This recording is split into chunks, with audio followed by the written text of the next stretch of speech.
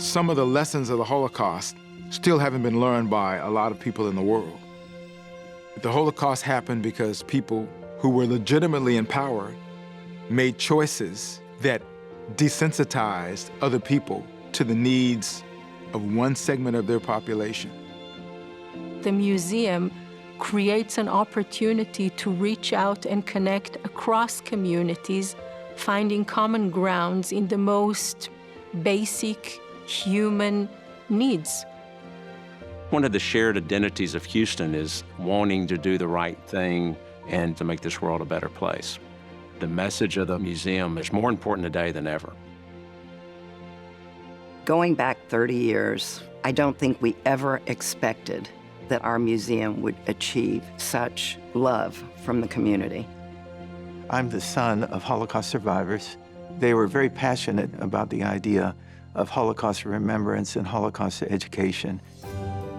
We began working on Holocaust Museum Houston in 1989. Siggy Isaacson was telling me about his dream to build a museum. We didn't have a location and we didn't have a budget. But the one thing that we had from the very beginning was passion. And the best decision we made was to build it in the museum district to show that we were open for everybody. My mother was a survivor. I truly wanted to tell her story and share it with others.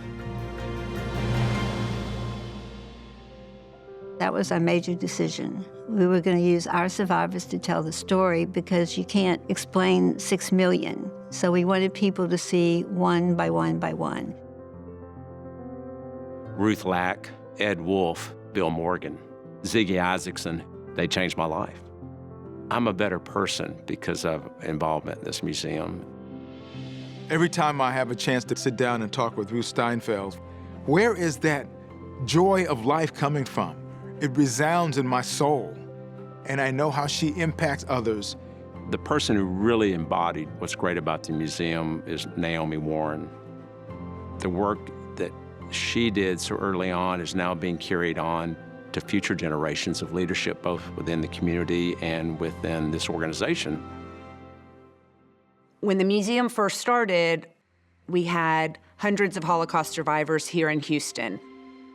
As our survivors leave us, we have recognized the need to engage children and grandchildren and great-grandchildren of survivors to tell their stories.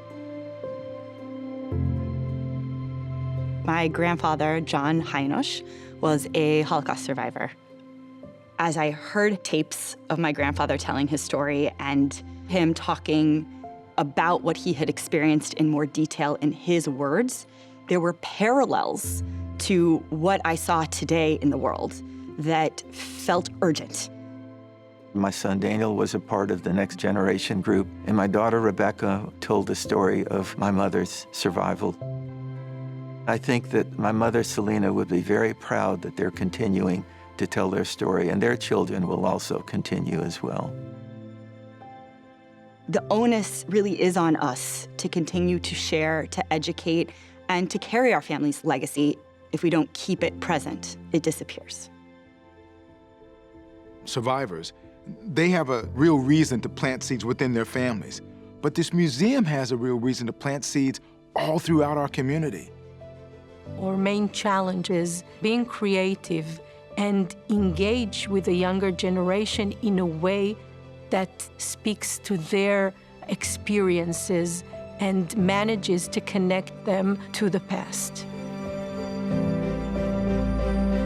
This place gives me the confidence that I want to talk, that I want people to hear, to know the past.